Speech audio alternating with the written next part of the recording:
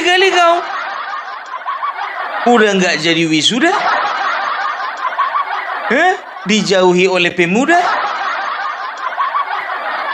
Kau terancam kau lama kau kawin kau. Kayak mana coba contohnya kalau punya suami, ya kan? Contohnya kurang gaji, ya kan? Nyanyi dia, shalalalalala, suamiku. Oke teman-teman, hari ini saya akan membagikan sebuah video atau berita terbaru. Dan untuk video atau berita terbaru ini yaitu tentang sisa demo kemarin, yaitu demo #IndonesiaGelap. Dan ini sangat menarik sekali untuk kita lihat dan kita tonton. Nah, untuk video kali ini, ini masih membahas yaitu tentang mahasiswa atau mahasiswi yang kebanyakan orang menyebut dengan sebutan mahasiswa. Dan untuk ini yang dibahas yaitu tentang mahasiswi atau mahasiswa yang di dalam orator demonya dia telah menciptakan sebuah lagu, dan lagunya ini sangat viral sekali. Dengan viralnya lagu ini, seusai melakukan demo dan mahasiswi ini nggak tahu kemana. Dengar-dengar ini menjadi buronan karena apa ya? Karena lagunya itu. Selama menjadi buronan, ini yang menangkap itu bukannya polisi atau pihak berwajib. Yang menangkap ini adalah masyarakat. Nah, sebenarnya mahasiswa atau mahasiswa ini sebenarnya ini bela rakyat apa bela apa? Kok bisa-bisanya mahasiswa ini atau mahasiswi ini ditangkap oleh warga gitu. Oke teman-teman, supaya teman-teman tidak penasaran dengan isi videonya ini, mari kita lihat dan kita tonton videonya. Oke, kita langsung aja gas. Kalian masih ingat nggak ada lagu baru yang diciptakan mahasiswa yang kayak gini loh liriknya? Shalalalalala, Prabowo, Shalalalalala, Prabowo,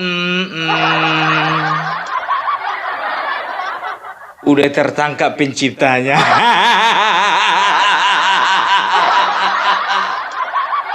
Sungguh lagu yang sangat merdu, sangat indah didengar. Tapi lebih indah lagi kalau kau nyanyikan itu di dalam penjara. Udah aku bilang dari kemarin ya, kalau misalnya kau mau menjadi orator, jangan terlalu maju kali. Kalau yang di bawah-bawah itu ngikut-ngikut aja semua, kau lah masuk penjara. Gara-gara 40.000.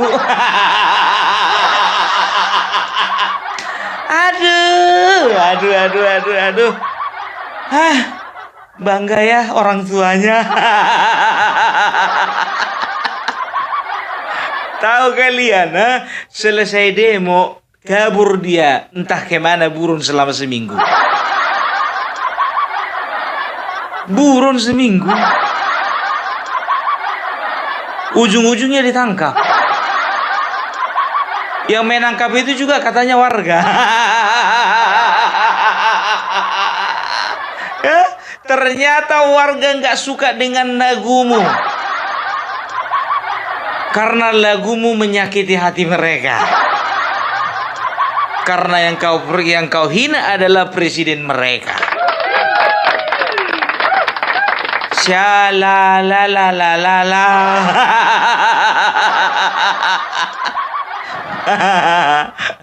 Siapa yang ngajari kau, mamamu? Inilah manusia-manusia kalau di rumahnya kurang mendapat pendidikan. Makanya tolong dulu kepada orang tua, ya. Tugas guru, dosen, kalau zaman sekarang jangan diharapkan untuk mendidik. Kebanyakan mengajar. Kalau masalah akhlak, ibadah, toto kromo, itu urusan orang tua. Coba cek dulu di dalam kartu keluarganya ada berapa anak ibunya ini. Entah kayak gitunya semua sifatnya. Adik mahasiswa, udah semester berapa kau sekarang? Ya mudah-mudahan aja kau nggak di semester akhir ya kan. Kalau nggak gagal di wisuda. Mudah-mudahan masih di semester awal ini, kan begitu. Jadi masih sedikit uang mamaknya ini keluar untuk bayar kuliah. Aduh, tolong dulu ya untuk keluarganya, pastikan dulu ke kampusnya. Kalau anak ini di penjara, kira-kira uang kuliah jalan atau enggak? Makanya kalian itu kalau misalnya mau orasi, mikir-mikir dulu, jangan kepancing emosi, iya kan? Kalau dibayar, kasih tahu bayarannya berapa. Kalau kau misalnya dibayar 40 juta, nggak apa-apa kau masuk penjara, uangnya kau kasihkan orang tua. Nah kalau dapat 40 ribu, rugi kali kau. Udah nggak jadi wisuda? Dijauhi oleh pemuda? Kau terancam kau lama kau kawin kau. Kayak mana coba contohnya kalau punya suami, iya kan? Contohnya kurang gaji, iya kan? Nyanyi dia, shalalalalala, suamiku, Datang anaknya contohnya, ya kan, punya anak, nilainya jelek, mak, nilaiku jelek, mak, katanya kan. Datang dia nyanyinya lagi, shalalalalala, anakku, Datang mertuanya, dinasehati dia baik-baik, begini menantuku. Nyanyilah dia, shalalalalala. Mertua,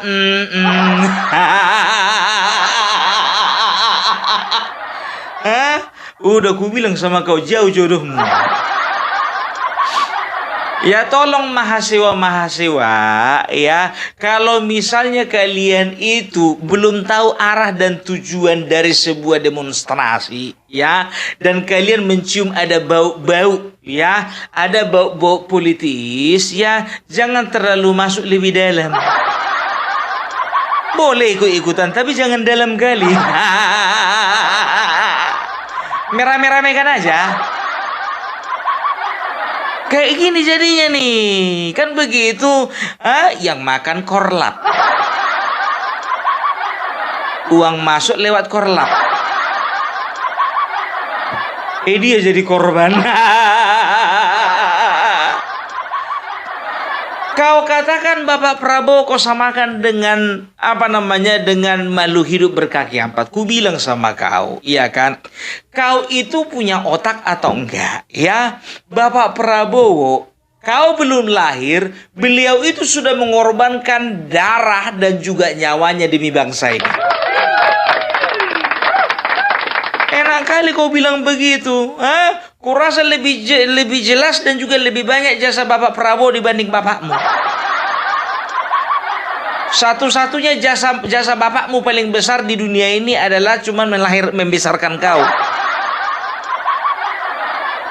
memikirkan kau, memperjuangkan kau. Tapi Bapak Prabowo mulai dari dulu dia sudah menghibahkan dirinya, mengorbankan dirinya untuk bangsa Indonesia. Berani kau bilang kayak gitu? Saya kecewa. Setelah kita pilih Bapak Prabowo, ternyata dia tidak mendengarkan suara kita. Ada yang jamin rupanya kau pilih dia? Selain ini biar tahu kalian, ya, ternyata ditangkap juga beberapa orang, ya, yang sudah membakar foto dari Prabowo Gibran.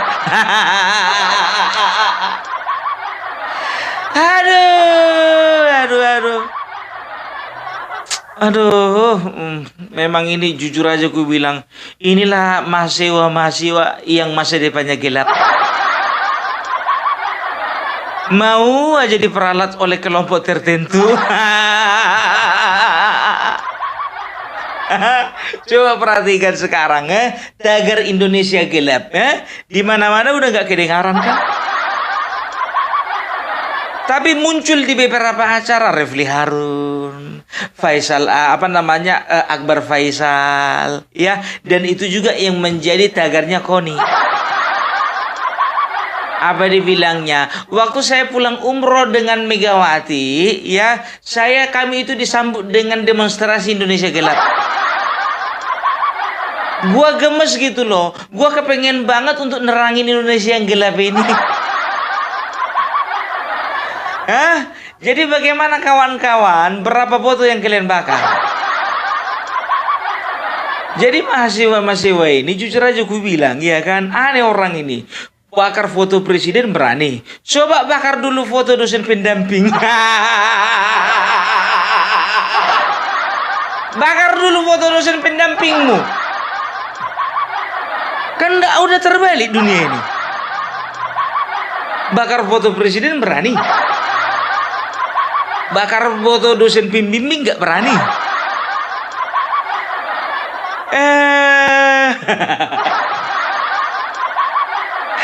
Jadi manusia-manusia inilah yang mau mengharapkan pendidikan gratis gitu. Iya. Mau digratiskan uang kuliah kalian?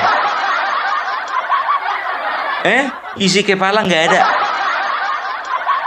Mengharap digratiskan. Aduh. Coba kalau rasa orang ini orang ini yang beberapa orang ini, ya kan, nanya lo orang ini satu dengan yang lain. Kira-kira kita satu sel nggak sama si Hasto?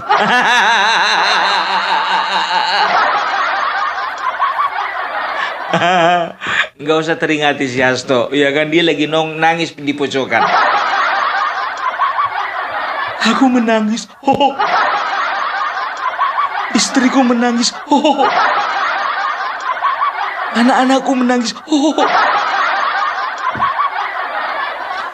Aduh. Ya, jadi jangan pernah kalian itu, tolonglah dulu kalian itu sebagai mahasiswa. Jujur aja ku bilang, ya, sekarang itu ku tengok pergerakan kalian itu tidak searah dengan rakyat. Nggak senada perjuangan kalian itu dengan apa yang dimau rakyat. Enggak, ya. Karena kami tahu sebetulnya demo kalian itu demo pesanan. Dipengaruhi presiden BEM-nya. BEM-nya nanti mempengaruhi Korlap. Korlap nanti, ya, Korlap itu yang membawa massa. Aduh, udahlah, ya. Aku jujur aja ku bilang kecewa, sekecewa-kecewanya melihat, ya, badan eksekutif mahasiswa zaman sekarang. Zaman dulu jujur aja ku bilang sama kalian, ya, untuk menjadi presiden BEM, ya, itu bukan perkara yang gampang, ya. Mereka harus melakukan sebuah riset, mereka itu juga harus mempersiapkan presentasi, mereka itu harus punya visi misi, mereka juga harus bisa meyakinkan para mahasiswa bahwasanya mereka itu mampu, ya, memimpin mereka pada sebuah kemampuan intelektual yang tinggi. Tapi sekarang enggak. Coba bayangkan kalian, ya, BEM sekarang itu cuman satunya ambisinya dan juga cita-citanya. Tahu kalian? Bisa tampil di ILC.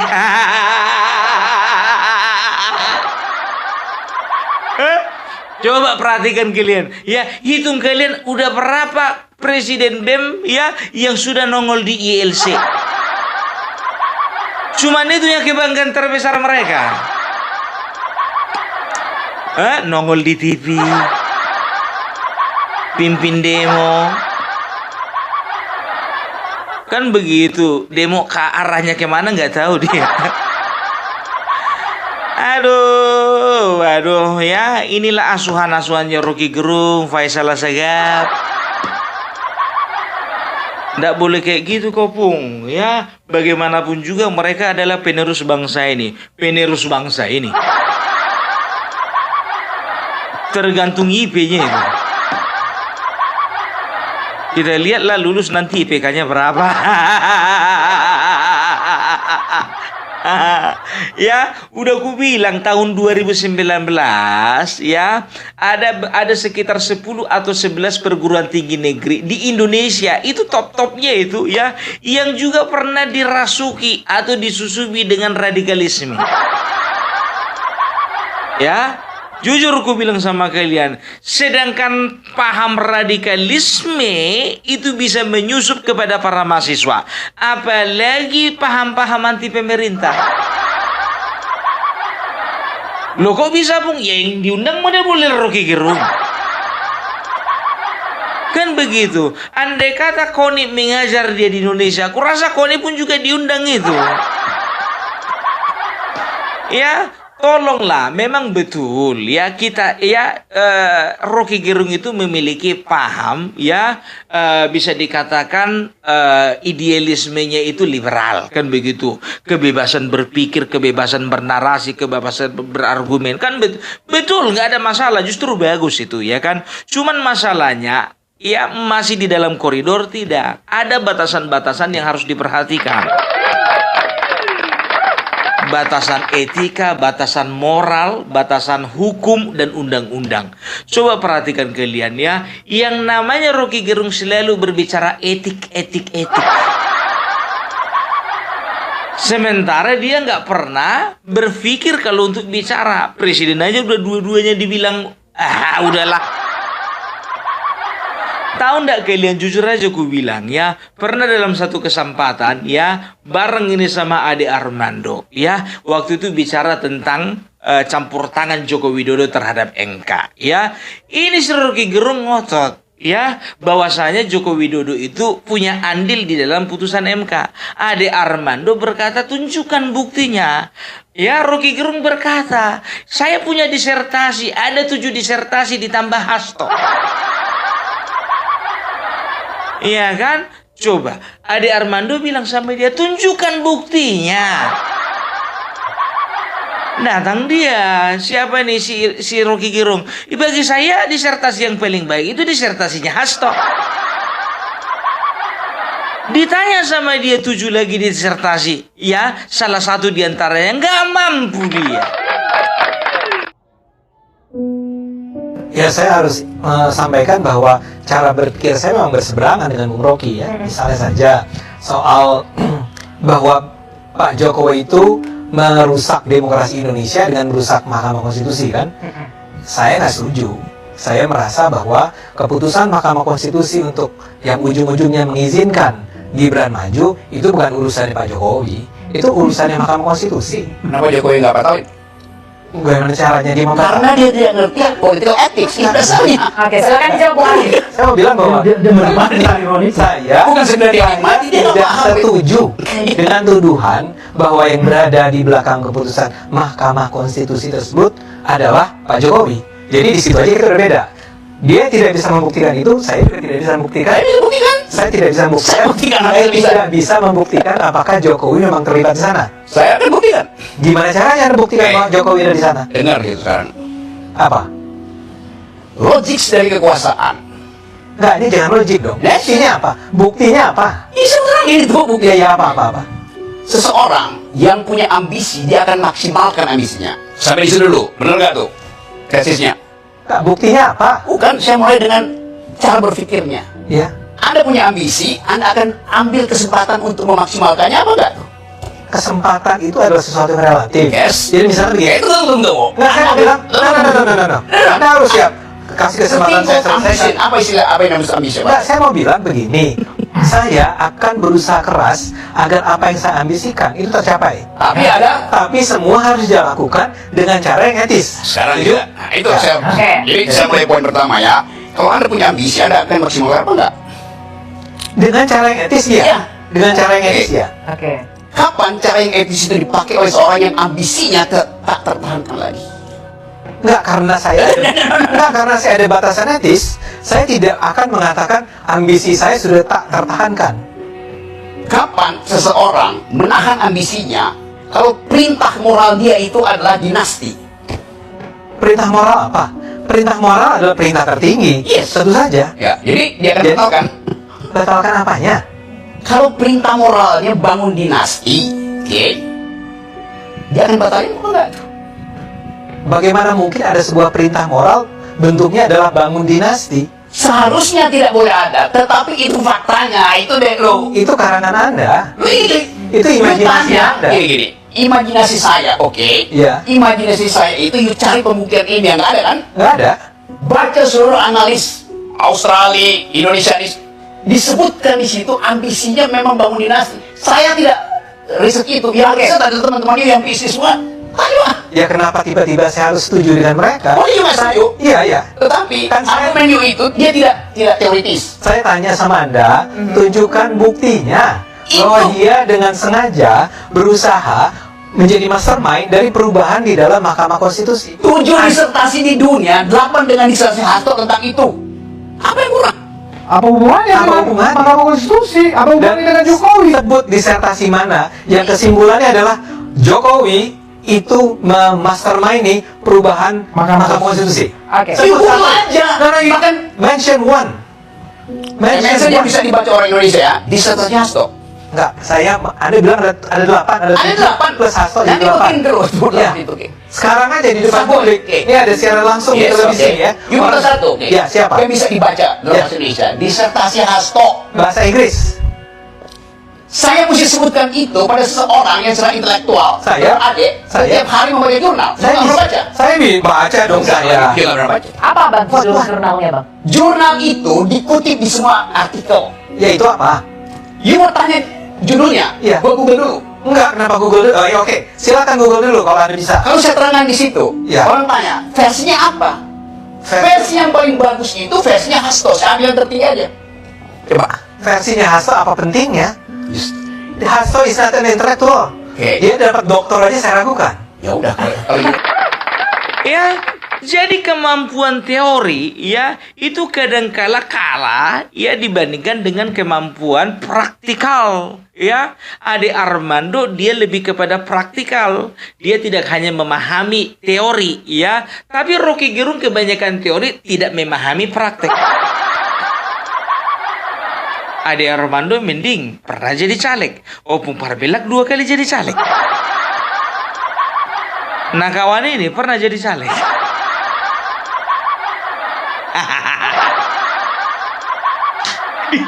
Pernah Opung kau jadi caleg, pernah. Kapan itu Bung? Nggak perlu kalian tahu. Masih kelas-kelas kabupaten lah. Ada yang milih Bung? Nggak ada. Tapi nggak terlalu banyak, iya kan? Tapi kalau misalnya Bung Parbelak sekarang jadi caleg, jujur aja gue bilang banyak milih.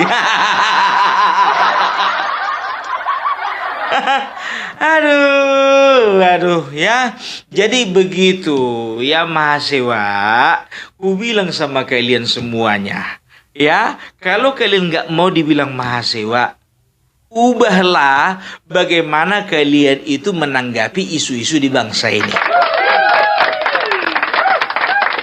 Itu dia. Ini ndak sumbu pendek, lebih pendek sumbunya daripada kadrun. Masih ingat nggak waktu kemarin ada istilah kadrun? Dikit-dikit terpancing emosi. Ini mahasiswa ini gampang kali terpancing emosinya, tapi nggak bisa menentukan arah emosinya itu kemana, kan begitu ya? Gampang kali diperalat. Wah, kalau mahasiswa zaman kami dulu bukan diperalat, memperalat. Maksudnya apa? Ya kalau mahasiswa zaman dulu itu ya lebih kepada ya apa yang bisa dia lakukan untuk bangsa ini. Kalaupun turun ke jalan, mereka akan lihat isunya apa, gitu loh ya. Tapi kalau cuman isu ya yang hanya menguntungkan satu pihak dan apalagi isu-isu itu ya mengganggu stabilitas nasional ya, itu bisa dikatakan mereka akan turun ke jalan gitu loh. Tapi kalau misalnya isu-isu pesanan tahun 98 mana ada isu pesanan. Gitu. Beruntunglah kalian aktivis 98 ya. Ku bilang sama kalian, nama kalian harum, nggak kayak aktivis zaman sekarang.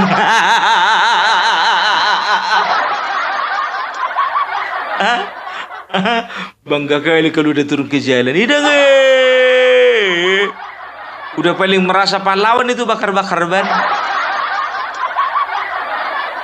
Aduh. Jadi kita doakan aja ya mahasiswa-mahasiswa yang sudah tertangkap ini ya. Yang pertama supaya mereka bisa berubah ya. Yang kedua ya supaya uang sekolah mereka atau uang kuliah mereka nggak jalan. Ya kalau jalan contohnya mereka lagi ditahan kan rugi.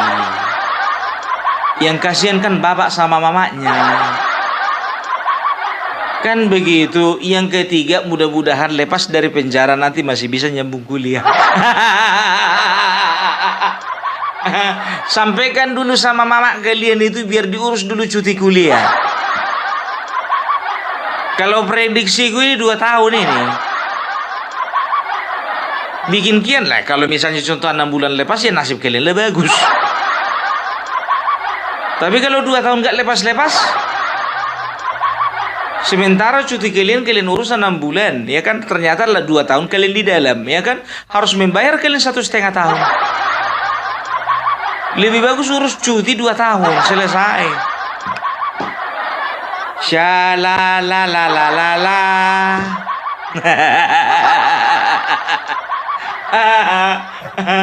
Aduh. Ya udahlah, itulah dulu dari Opung Parbelak ya. Salam Parbelak, salam NKRI harga mati.